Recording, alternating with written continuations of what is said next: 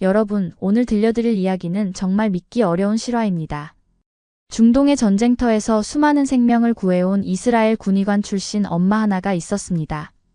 그런데 정작 자신의 딸은 구할 수 없다는 절망적인 선고를 받게 됩니다. 의사들은 모두 고개를 저었고 마지막 희망마저 사라져가던 그때 지구 반대편. 한국에서 기적 같은 소식이 들려왔습니다. 과연 이 엄마는 딸의 생명을 구할 수 있을까요? 그리고 한국에서 벌어진 놀라운 일들은 무엇일까요? 끝까지 시청하시면 여러분도 분명 감동받으실 겁니다. 그럼 시작하기 전에 구독과 좋아요, 그리고 알림 설정까지 꼭 부탁드립니다. 예루살렘의 한 군병원에서 하달리아 아비탈은 다른 의사들과는 달랐습니다. 그녀는 단순한 의사가 아니라 이스라엘군 최고의 군의관이었죠. 지난 15년간 중동 전장에서 수많은 생명을 구해온 그녀의 손은 마치 마법사의 손처럼 여겨졌습니다. 동료들은 그녀를 생명의 천사라고 불렀고 국가에서는 최고 명예훈장까지 수여했습니다. 가자지구 분쟁 당시에는 하루에 20명이 넘는 중상자들을 치료하며 기적 같은 생환율을 기록하기도 했었죠. 하지만 집에 돌아온 하달리아의 모습은 전혀 달랐습니다. 9살 딸 리아가 산소통에 의존한 채 침대에 누워있는 모습을 볼 때마다 그녀의 마음은 무너져 내렸습니다. 리아는 태어날 때부터 희귀한 자가면역성 폐섬유증을 앓고 있었습니다. 폐 조직이 점점 굳어져 가면서 숨쉬기조차 힘들어하는 딸을 보며 하달리아는 매일 밤 울었습니다. 전쟁터에서는 그 어떤 상황에서도 냉정함을 잃지 않았던 그녀였지만 딸 앞에서만큼은 무력한 엄마일 뿐이었습니다. 엄마, 나 언제 나올 수 있어? 리아의 맑은 눈동자에는 여전히 희망이 가득했습니다. 하지만 하달리아는 대답할 수 없었습니다. 이스라엘 최고의 의사들조차 고개를 저었기 때문입니다. 하달리아는 전국의 모든 병원을 찾아다녔습니다. 텔아비브 의대병원, 하다사 메디컬 센터, 심지어 미국과 독일의 전문병원까지 연락해봤지만 답은 똑같았습니다. 폐이식 대기자 명단에 올려놓긴 했지만 리아와 맞는 공여자가 나타날 확률은 극히 낮았고 설령 이식을 받는다 해도 성공 확률은 30%에 불과했습니다. 밤마다 리아의 거친 숨소리를 들으며 하달리아는 자신의 무력함을 절감했습니다. 수많은 생명을 구했던 그 손으로 정작 가장 소중한 딸은 구할 수 없다는 현실이 그녀를 짓눌렀습니다.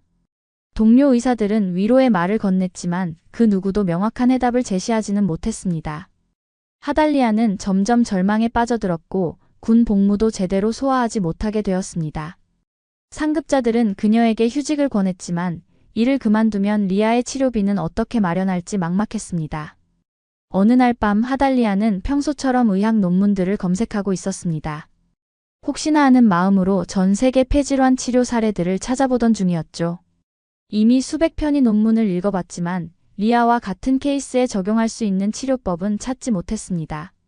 그때 눈에 띈 것이 바로 한국 서울대병원에서 발표한 논문이었습니다. 제목은 자가면역성 폐섬유증 환자의 줄기세포 치료법 혁신 사례였습니다. 논문을 읽어내려가던 하달리아의 심장이 빨라지기 시작했습니다. 리아와 똑같은 증상의 7살 환자가 한국에서 완치된 사례가 자세히 기록되어 있었던 겁니다. 김지훈 교수라는 의사가 개발한 새로운 수술법이었습니다. 기존의 폐 이식이 아닌 환자. 자신의 골수에서 추출한 줄기세포를 배양해 손상된 폐 조직에 이식하는 방법이었습니다. 더 놀라운 것은 수술 성공률이 85%에 달한다는 점이었습니다. 하달리아는 논문을 다시 한번 꼼꼼히 읽어봤습니다. 의학 용어들을 하나씩 분석하고 수술 과정도 자세히 살펴봤습니다. 15년간 군의관으로 일한 경험으로 봐도 이 치료법은 혁신적이었습니다. 무엇보다 환자 자신의 세포를 사용하기 때문에 거부 반응이 거의 없다는 점이 매력적이었습니다. 하달리아는 떨리는 손으로 김지훈 교수에게 이메일을 보냈습니다. 딸의 상태를 자세히 설명하고 치료 가능성에 대해 간절히 물어봤습니다. 리아의 의료 기록, 엑스레이 사진, 그리고 자신의 군의관 경력까지 모든 것을 첨부해서 보냈습니다. 며칠이 지나도 답장이 오지 않아 포기하려던 찰나 드디어 회신이 도착했습니다. 하달리아 박사님, 따님의 상태를 검토해봤습니다. 매우 복잡한 케이스이지만 저희 치료법으로 시도해볼 만한 가치는 충분히 있다고 생각됩니다. 다만 환자가 어린아이이고 병이 상당히 진행된 상태라서 성공률이 일반적인 경우보다는 낮을 수 있다는 점은 미리 말씀드리고 싶습니다. 그래도 60% 정도의 성공 가능성은 있다고 봅니다. 김지훈 교수의 조심스러운 답변이었지만 하달리아에게는 희망의 빛과 같았습니다. 60%라는 수치는 이스라엘에서 들었던 30%보다 2배나 높은 것이었습니다. 그 순간 그녀는 결심했습니다. 모든 것을 걸고 한국으로 가겠다고 말입니다. 2024년 가을 하달리아는 딸 리아와 함께 인천공항에 도착했습니다. 산소통을 끌고 다니는 리아를 보며 공항 직원들이 도움을 주었지만 언어의 벽은 높기만 했습니다. 영어로 소통은 가능했지만 복잡한 의료진 상담이나 일상생활에서 필요한 세세한 부분들은 쉽지 않았습니다. 이스라엘에서는 히브리어, 아랍어, 영어를 자유자재로 구사했던 하달리아였지만 한국어는 완전히 다른 언어 체계였습니다. 서울대병원에 도착한 첫날 하달리아는 현실의 벽에 부딪혔습니다. 외국인 진료 절차가 생각보다 복잡했고 당장 수술을 받을 수 있는 상황도 아니었습니다. 여러 가지 정밀 검사와 서류 준비가 필요했고 무엇보다 치료비도 만만치 않았습니다. 김지훈 교수는 친절하게 상황을 설명해줬지만 최소 한 달은 각종 검사를 받아야 하고 그 후에야 수술 여부를 최종 결정할 수 있다고 했습니다. 하달리아는 병원 근처 고시원을 얻어 리아와 함께 지내기 시작했습니다. 월 80만 원짜리 작은 방이었지만 장기간 머물 예정이라 호텔보다는 경제적이었습니다. 좁은 방에서 산소통 소리가 밤새 울려 퍼졌지만 다른 입주자들의 눈치를 보며 조용히 지낼 수밖에 없었습니다. 벽이 얇아서 옆방 소리가 다 들렸고 리아가 밤에 기침을 할 때마다 미안한 마음이 들었습니다. 매일 아침 병원에 가서 진료 순서를 기다리고 오후에는 필요한 서류들을 준비하는 것이 일상이 되었습니다. 한국의 의료 시스템은 이스라엘과 달라서 적응하기 어려웠습니다. 예약 시스템, 수납 절차, 검사 결과 확인 방법까지 모든 것이 낯설었습니다. 하달리아는 매일 구글 번역기를 들고 다니며 소통했지만 의료진과의 정확한 의사소통에는 한계가 있었습니다. 리아는 한국 음식이 입에 맞지 않아 자주 토했고 시차 적응도 쉽지 않았습니다.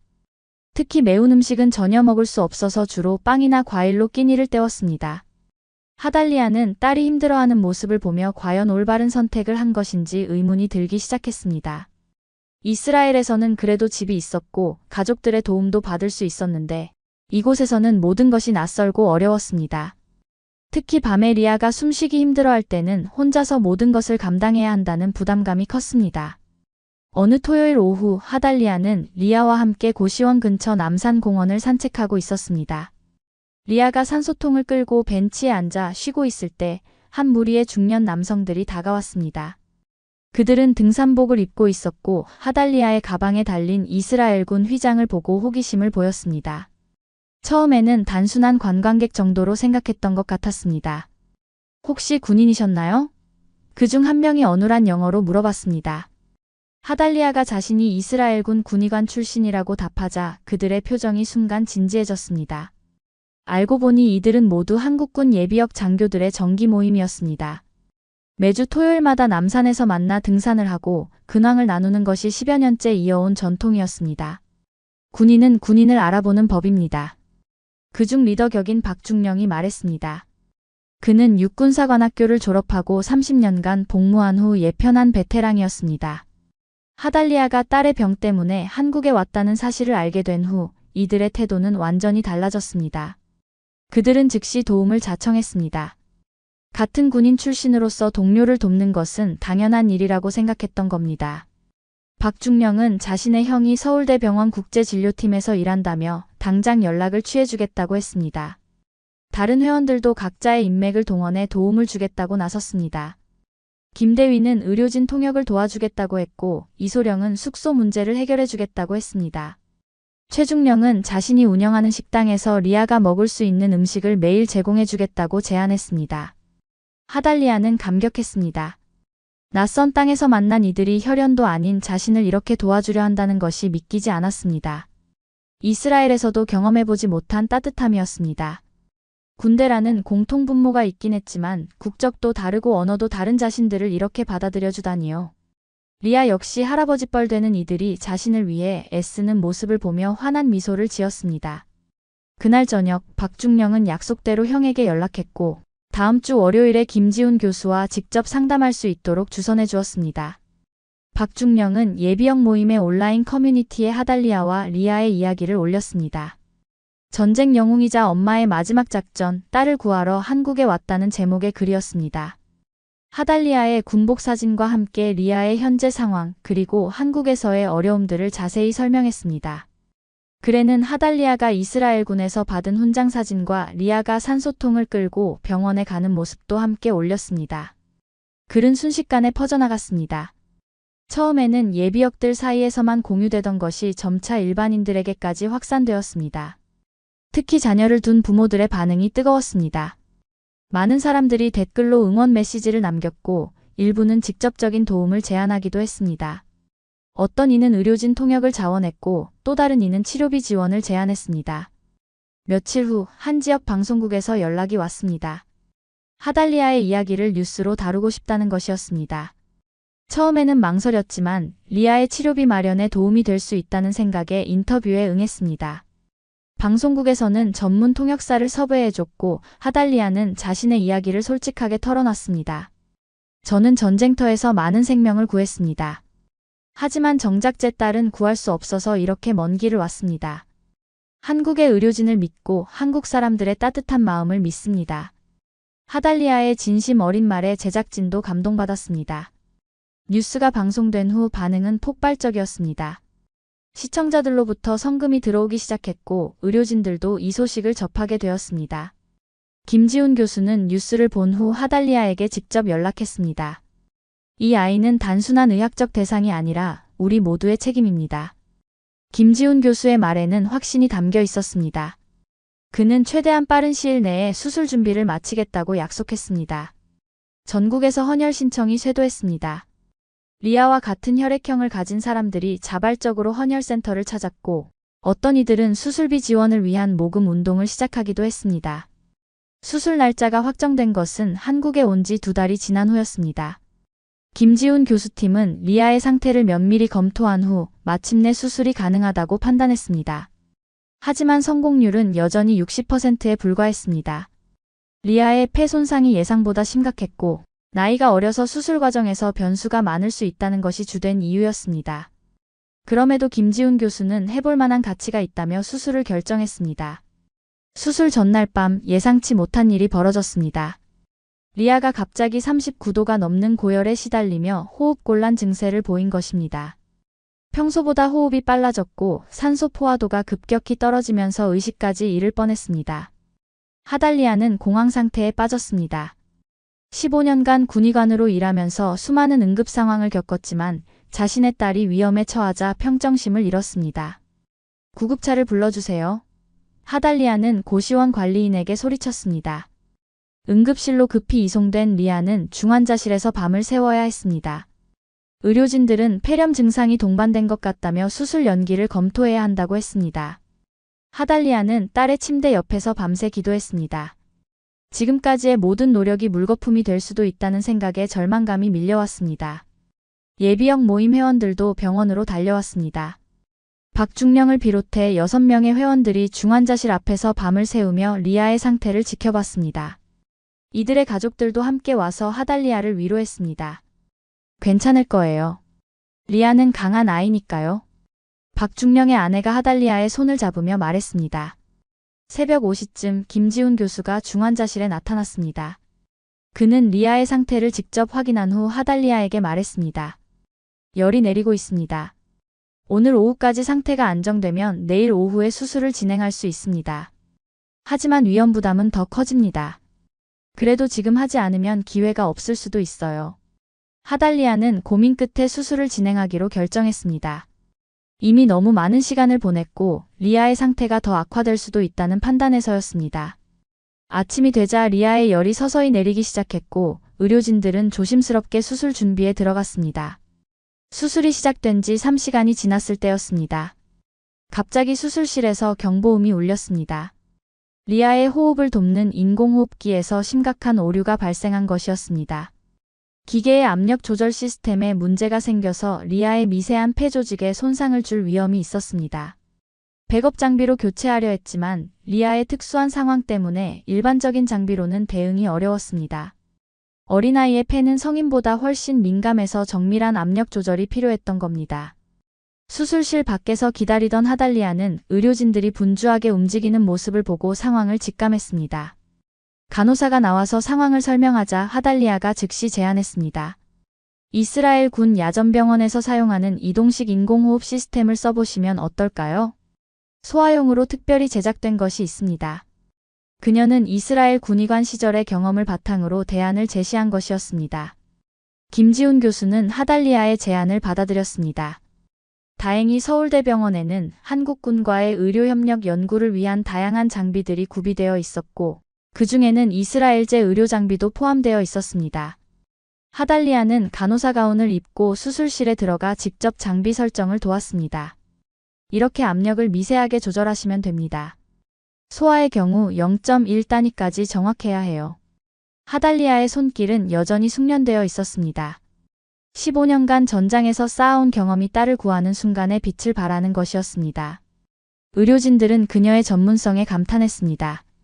특히 극한 상황에서의 응급처치 노하우는 한국 의료진들도 배울 점이 많다고 인정했습니다. 위기를 넘긴 후 수술은 순조롭게 진행되었습니다. 김지훈 교수의 첨단 줄기세포 치료법과 하달리아의 군의학 경험이 결합되어 최상의 결과를 만들어낸 것이었습니다. 수술실 밖에서 기다리던 예비역 모임 회원들과 많은 시민들이 안도의 한숨을 내쉬었습니다. 8시간에 걸친 대수술이 마침내 성공적으로 끝났습니다. 김지훈 교수는 수술실에서 나오며 엄지손가락을 들어 보였습니다. 그 순간 하달리아는 그동안 참았던 눈물을 터뜨렸습니다. 감사합니다. 정말 감사합니다. 수술 후 한 달이 지나자 리아의 회복 속도는 의료진들도 놀랄 정도였습니다. 산소통 없이도 숨을 쉴 수 있게 되었고 활동량도 눈에 띄게 늘어났습니다. 처음으로 병원 복도를 혼자 걸어 다닐 수 있게 되었을 때 하달리아는 기적을 보는 듯한 기분이었습니다. 김지훈 교수는 의학적으로도 매우 드문 완치 사례라며 기뻐했습니다. 리아의 폐 기능이 정상인의 90% 수준까지 회복되었고 이는 기대치를 훨씬 웃도는 결과였습니다. 이 소식은 다시 한번 전국적인 화제가 되었습니다. 많은 언론사에서 취재를 요청했고 하달리아와 리아의 이야기는 국제뉴스로도 보도되었습니다. 이스라엘 대사관에서도 축하 메시지를 보내왔고 이스라엘 현지 언론에서도 한국에서 기적을 만난 군의관 가족이라는 제목으로 대서특필했습니다. 하지만 정작 하달리아에게 가장 소중했던 것은 리아가 다시 웃을 수 있게 되었다는 사실이었습니다. 더 놀라운 일은 따로 있었습니다.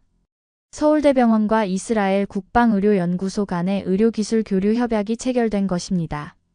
하달리아의 군의학 경험과 한국의 첨단 의료기술을 결합한 새로운 치료법 개발이 추진되었습니다. 양국 정부에서도 이 협약을 적극 지원하기로 했고 하달리아는 한국과 이스라엘을 잇는 의료협력의 상징적 인물이 되었습니다. 김지훈 교수는 하달리아 박사의 임상 경험은 우리에게도 큰 도움이 됩니다. 특히 응급 상황에서의 대처법은 배울 점이 많아요 라고 말했습니다. 하달리아는 한국에 정착하기로 결심했습니다. 서울대병원에서 연구교수직을 제안받았고 리아도 한국 생활에 완전히 적응했습니다. 리아는 놀랍도록 빠르게 한국어를 익혔고 근처 초등학교에 전학을 갔습니다. 처음에는 언어 때문에 힘들어했지만 담임 선생님과 친구들의 도움으로 금세 적응할 수 있었습니다. 예비역 모임 회원들은 리아를 손녀처럼 아꼈고 리아는 그들을 할아버지라고 불렀습니다. 특히 박중령은 리아에게 태권도를 가르쳐주며 이제 진짜 한국 사람이 다 됐네라고 말하곤 했습니다. 6개월 후 하달리아는 한국 영주권을 신청했습니다. 정부에서도 특별 공로를 인정해 신속한 절차를 밟아주었습니다. 리아 역시 한국 국적 취득을 원한다고 말했습니다. 엄마, 저는 이제 한국에서 태어난 것 같아요. 한국이 저를 살려줬잖아요. 리아의 말에 하달리아는 또다시 눈물을 흘렸습니다. 마지막 장면에서 리아는 분홍색 한복을 입고 카메라 앞에 섰습니다. 안녕하세요. 이제 제가 한국인이에요. 저를 살려주신 모든 분들께 감사드려요. 유창한 한국어로 인사하는 리아의 모습에 하달리아는 뿌듯한 미소를 지었습니다. 전쟁터에서는 생명을 지키기 위해 싸웠지만 한국에서는 생명을 품어주는 따뜻함을 배웠습니다. 이제 저도 한국인으로서 더 많은 생명을 구하고 싶습니다. 하달리아의 마지막 말에는 깊은 감사와 함께 새로운 다짐이 담겨 있었습니다. 한국은 이제 그녀와 리아에게 제2의 조국이 되었고 그들의 이야기는 한국인들에게도 자부심과 감동을 선사했습니다. 예비역 모임은 이제 매주 토요일마다 리아와 함께 남산을 오르며 진정한 가족이 되어가고 있습니다. 독일 하늘을 자유자재로 누비던 여성 파일럿이 갑작스럽게 한국행 비행기에 몸을 맡겼습니다. 유럽 최대 저가항공사의 최초 여성 수석 테스트 파일럿이자 55만 구독자를 보유한 항공. 유튜버 클라라 슈미트의 이야기죠. 완벽주의자였던 그녀가 왜 하루아침에 모든 것을 내려놓고 한국으로 향했을까요? 그리고 서울에서 만난 평범한 관제사. 한 명이 어떻게 그녀의 인생을 완전히 바꿔놓았을까요?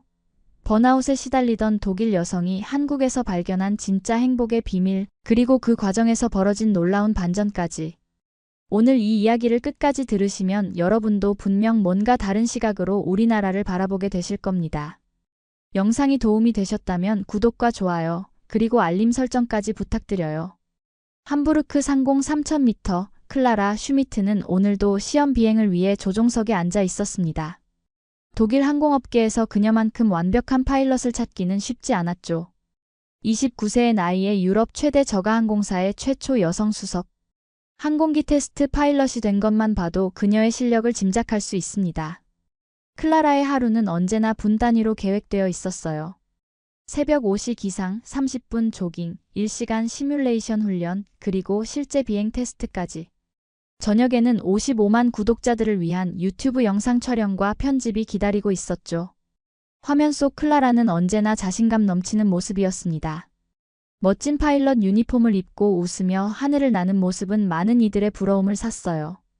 하지만 카메라가 꺼진 후에 클라라는 달랐습니다. 대기실에 혼자 앉아 있을 때면 알 수 없는 공허감이 밀려왔어요. 완벽해야 한다는 압박감은 날이 갈수록 무거워졌죠. 독일인 특유의 규율과 정확성에 대한 강박은 그녀를 더욱 숨막히게 만들었습니다.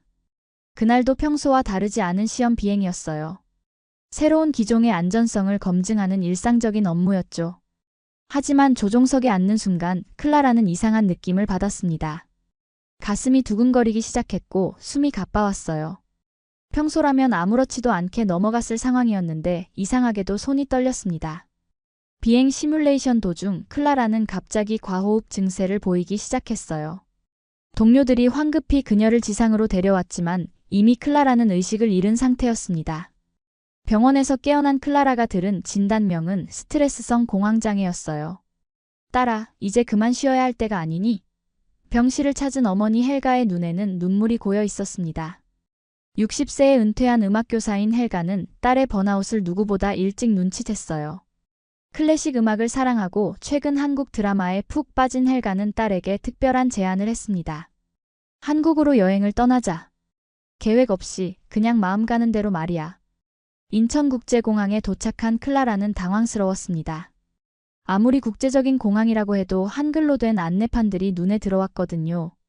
평소 같았다면 미리 모든 것을 준비했을 텐데 이번만큼은 정말 무계획으로 온 여행이었어요. 전광판을 보며 어디로 가야 할지 헤매던 클라라는 탑승동에서 한 남성과 부딪혔습니다. 그가 바로 인천공항 관제사 이지훈이었어요. 30세의 지훈은 항공 분야에서 일하고 있었지만 클라라처럼 경직되지 않은 따뜻한 성격의 소유자였죠.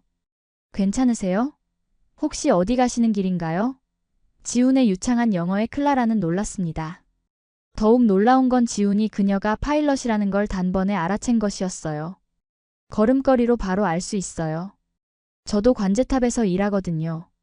지훈은 자연스럽게 클라라의 가이드 역할을 맡았습니다.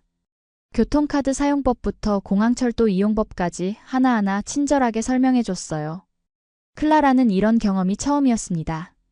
독일에서는 모든 게 시스템화되어 있어서 개인적인 도움을 받을 일이 거의 없었거든요. 한국은 참 신기한 나라네요. 공항에서 만난 사람이 이렇게까지 도와주다니. 클라라의 말에 지훈은 웃으며 대답했습니다. 여기선 당연한 일이에요.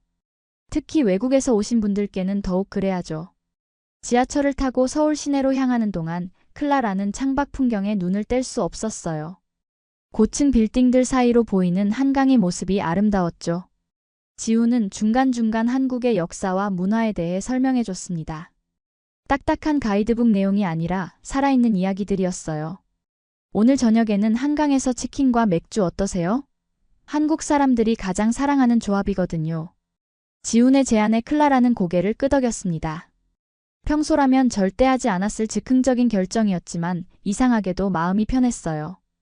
그날 밤 한강공원에서 클라라는 생전 처음 편의점 음식을 먹어봤습니다. 독일에서는 상상도 할 수 없는 일이었죠. 하지만 놀랍게도 그 순간이 지금까지 살면서 가장 자유로웠던 시간이었어요. 지훈과 함께 나눈 대화, 한강의 야경, 그리고 아무 계획 없이 보내는 시간의 소중함을 처음으로 느꼈습니다. 다음 날 아침, 지훈은 클라라와 어머니 헬가를 광장시장으로 데려갔습니다. 진짜 한국 음식을 맛보려면 이런 곳에 와야 해요 라며. 웃는 지훈의 모습에서 클라라는 한국 사람들의 따뜻함을 느꼈어요. 광장시장의 북적거리는 분위기는 클라라에게 신선한 충격이었습니다. 독일의 질서정연한 시장과는 완전히 달랐거든요. 하지만 이상하게도 불편하지 않았어요. 오히려 이런 활기찬 에너지가 좋았습니다. 이건 육회예요. 생고기를 양념해서 먹는 한국 전통 음식이죠. 지훈의 설명을 들으며 클라라는 조심스럽게 젓가락을 들었습니다. 처음 맛보는 육회의 맛은 예상과 달리 부드럽고 고소했어요. 정말 맛있네요. 독일에서는 이런 음식 상상도 못했어요. 그날 저녁, 클라라는 처음으로 자신의 유튜브 채널에서 라이브 방송을 했습니다. 하지만 평소와는 완전히 다른 모습이었어요. 멋진 파일럿 유니폼 대신 편안한 트레이닝복을 입고 화장기 없는 민낯으로 한옥 게스트하우스에서 방송을 시작했거든요. 안녕하세요, 여러분. 지금 저는 한국 서울에 있어요. 처음으로 아무 계획 없이 온 여행인데 정말 신기한 경험을 하고 있답니다. 클라라의 솔직한 모습에 시청자들의 반응은 폭발적이었어요. 평소 완벽한 모습만 보여주던 클라라의 자연스러운 모습에 팬들은 오히려 더 큰 매력을 느꼈던 거예요. 한옥 게스트하우스에서의 첫날 밤, 클라라는 천장을 바라보며 오랜만에 깊은 잠에 빠졌습니다. 시차 적응 때문이 아니라 마음이 정말 편안해서였어요. 옆방에서는 어머니 헬가가 한국 드라마를 보며 작은 웃음소리를 내고 있었죠. 딸아, 여기 와서 정말 좋아 보인다. 헬가의 말에 클라라는 고개를 끄덕였습니다. 엄마, 저도 모르게 여기서는 숨을 깊게 쉬게 되는 것 같아요. 그날 밤 클라라는 오랜만에 꿈속에서도 웃고 있는 자신을 발견했습니다. 다음 날 이른 아침, 클라라는 어머니와 함께 북촌 한옥마을을 산책했습니다. 전통 한옥들 사이로 피어난 벚꽃이 아름다웠어요. 독일에서는 절대 볼 수 없는 동양적인 아름다움이었죠. 엄마, 저 어제 처음으로 시계를 보지 않고 하루를 보냈어요. 클라라의 고백에 헬가의 눈에 눈물이 맺혔습니다. 딸이 얼마나 시간에 쫓겨 살아왔는지 알고 있었거든요. 한옥마을을 걸으며 클라라는 자신도 모르게 눈물을 흘렸습니다. 그동안 얼마나 바쁘게, 얼마나 억지로 살아왔는지 깨달았거든요. 쉼도 용기구나라는 생각이 문득 들었어요. 지훈이 추천한 전쟁기념관을 방문했을 때 클라라는 또 다른 감동을 받았습니다. 6.25 전쟁의 참상을 보며 한국이 어떻게 이렇게 짧은 시간에 세계적인 IT 강국이 될 수 있었는지 이해하게 됐어요. 정말 놀라워요. 이렇게 큰 시련을 겪고도 이만큼 발전한 나라라니. 클라라의 감탄에 지훈은 자랑스러운 표정을 지었습니다. 우리나라 사람들의 끈기와 인내심을 보여주는 역사죠. 그날 오후 클라라는 인사동에서 전통차를 마시며 평생 처음으로 아무것도 하지 않는 시간을 보냈어요. 그냥 차를 마시고 사람들을 바라보고 바람을 느끼는 것만으로도 충분했습니다. 지훈 씨, 한국 사람들은 어떻게 이렇게 여유로울 수 있어요? 모든 게 빠르게 발전하고 있는데도 말이에요. 클라라의 질문에 지훈은 웃으며 대답했습니다. 바쁘게 살아도 쉴 줄 아는 게 한국 사람들의 지혜인 것 같아요. 일과 휴식의 균형을 중요하게 생각하거든요. 그날 밤 클라라는 자신의 유튜브에 특별한 영상을 올렸습니다. 한국에서 배우는 진짜 쉼의 의미라는 제목으로 자신의 솔직한 심경을 담은 영상이었어요. 평소 항공기술이나 비행 경험만 다뤘던 채널에서는 볼 수 없었던 내용이었죠. 클라라의 솔직한 영상은 예상을 뛰어넘는 반응을 불러왔습니다. 한국 안전은 산소 같다라는 클라라의 표현이 특히 화제가 됐어요. 밤늦게까지 안전하게 거리를 걸을 수 있고 지하철에서 잠들 수 있는 나라라는 그녀의 경험담이 전 세계 시청자들에게 큰 감동을 줬거든요. 나도 번아웃에 시달리고 있는데 한국으로 떠나고 싶다는 댓글들이 쏟아졌습니다. 독일뿐만 아니라 미국, 영국, 프랑스에서도 비슷한 고민을 가진 사람들이 공감을 표했어요. 클라라의 이야기가 단순한 여행기를 넘어서 현대인들의 보편적인 고민을 건드린 것이었죠. 댓글들을 읽으며 클라라는 자신이 올바른 선택을 했다는 확신이 들었습니다. 특히 한국의 안전한 치안과 뛰어난 교통, 인프라에 대한 클라라의 설명은 많은 해외 시청자들에게는 충격적이었어요. 밤 12시에도 여성 혼자 지하철을 탈 수 있고 택시 기사가 바가지를 씌우지 않으며 길거리에서 핸드폰을 잃어버려도 돌아온다는 이야기들이었거든요. 지우는 클라라의 영상이 화제가 된 것을 보며 뿌듯해했습니다. 한국 사람들도 모르는 우리나라의 장점을 외국인이 이렇게 잘 표현해주니 정말 고맙네요. 그의 말에 클라라는 미소를 지었어요. 저도 이런 걸 느낄 수 있어서 감사해요. 독일에서는 절대 경험할 수 없는 따뜻함이에요. 클라라의 진심 어린 말에 지훈도 감동받았습니다. 그날 클라라는 한국의 미래 기술에 대해서도 알게 됐어요. 지훈이 설명해준 한국의 도심항공교통 기술은 파일럿인 클라라에게 특히 흥미로웠습니다. 정말 놀라워요. 한국이 이런 미래 기술까지 선도하고 있다니. 영상의 조회수는 계속 올라갔고 클라라의 구독자 수도 급격히 증가했습니다. 하지만 무엇보다 중요한 건 클라라 자신이 진정으로 행복해 보인다는 것이었어요. 팬들도 그 변화를 확실히 느끼고 있었죠. 한국에서의 2주간의 여행을 마치고 독일로 돌아온 클라라를 기다리고 있는 건 현실이었습니다. 복직을 위해서는 엄격한 심신검증 재시험을 통과해야 했거든요. 특히 55세의 디터 박사는 클라라의 복귀를 탐탁지 않게 여겼어요. 휴식은 사치입니다. 슈미트. 파일럿에게는 더욱 그렇죠. 승객들의 생명을 책임지는 직업에서 감정적인 휴가는 용납될 수 없어요. 디터 박사의 차가운 말에 클라라는 당황하지 않았습니다. 오히려 차분하게 대답했어요. 박사님, 쉼이 있어야 제대로 된 비행이 가능합니다.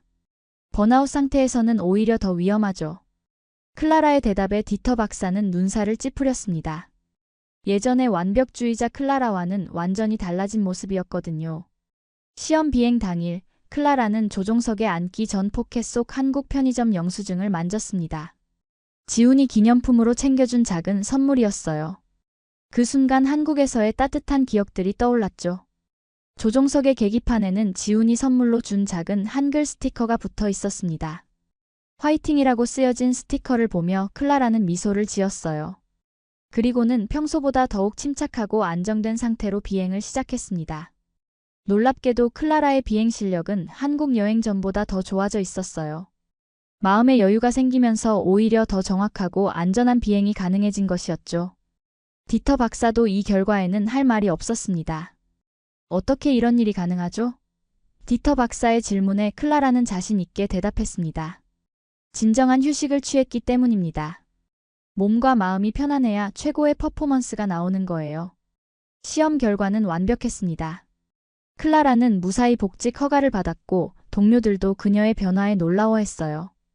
예전처럼 경직되고 긴장된 모습이 아니라 여유롭고 자신감 있는 파일럿의 모습이었거든요. 그날 밤 클라라는 지훈에게 영상통화를 걸었습니다. 지훈 씨, 시험에 통과했어요. 한국에서 배운 게 정말 도움이 됐어요. 지훈도 클라라의 소식을 듣고 진심으로 기뻐했습니다. 복직 후 첫 기자회견에서 클라라는 예상치 못한 발표를 했습니다.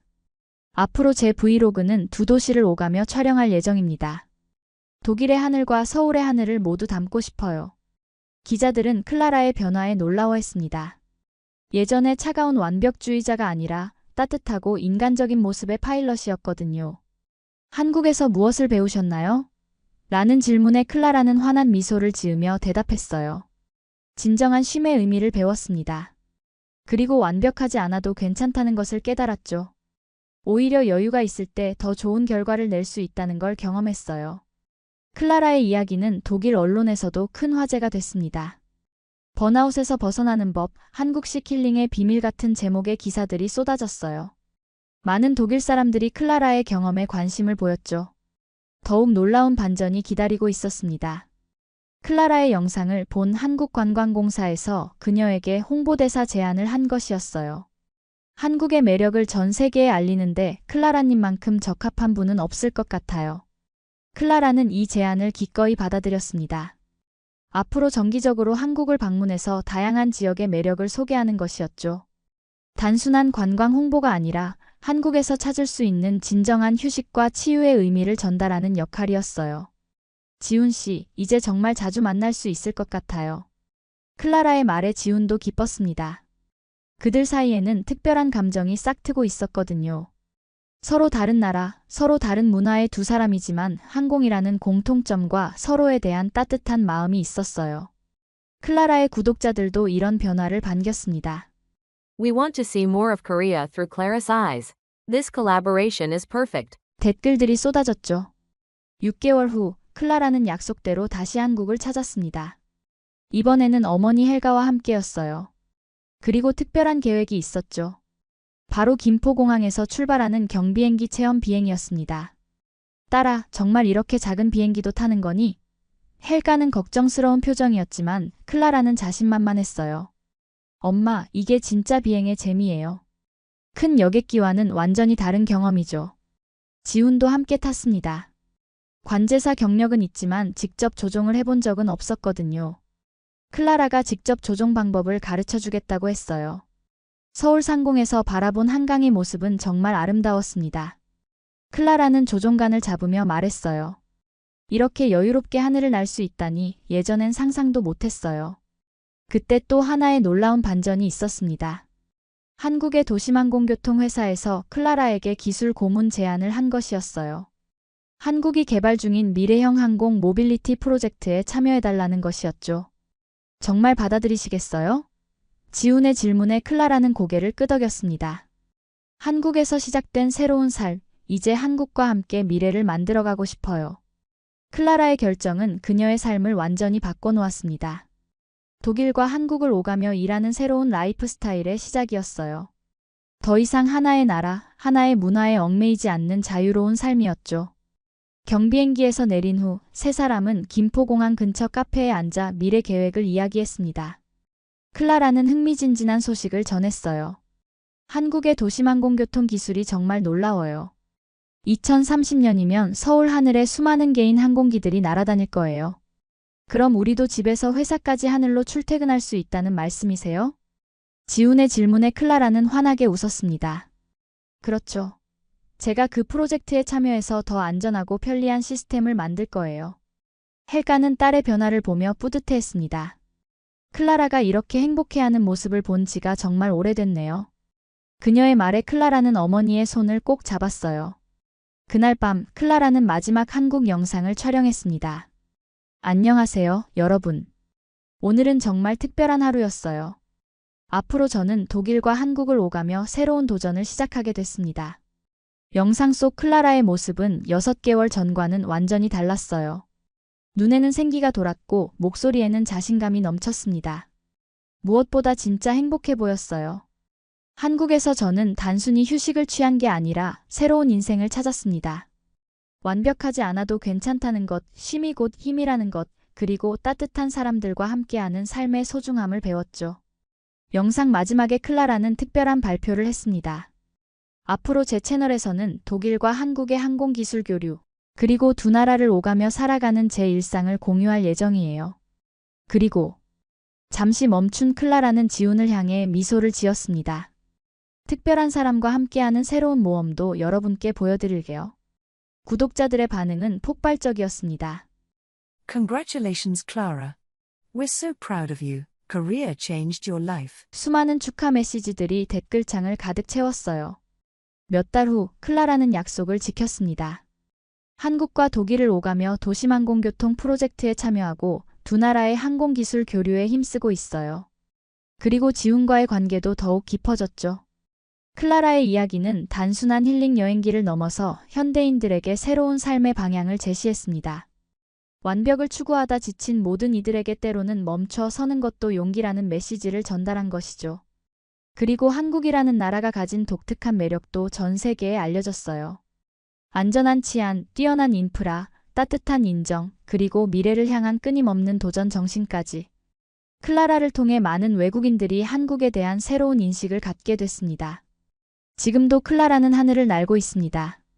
하지만 예전처럼 완벽해야 한다는 압박감이 아니라 진정한 자유와 행복을 느끼며 비행하고 있어요. 그리고 한국에서 찾은 새로운 꿈을 향해 계속 나아가고 있습니다. 클라라의 이야기가 우리에게 주는 교훈은 명확합니다. 때로는 계획에 없던 여행이, 예상치 못한 만남이, 그리고 용기 있는 휴식이 우리 인생을 완전히 바꿀 수 있다는 것입니다. 한국이라는 특별한 나라에서 클라라가 찾은 것처럼 말이에요.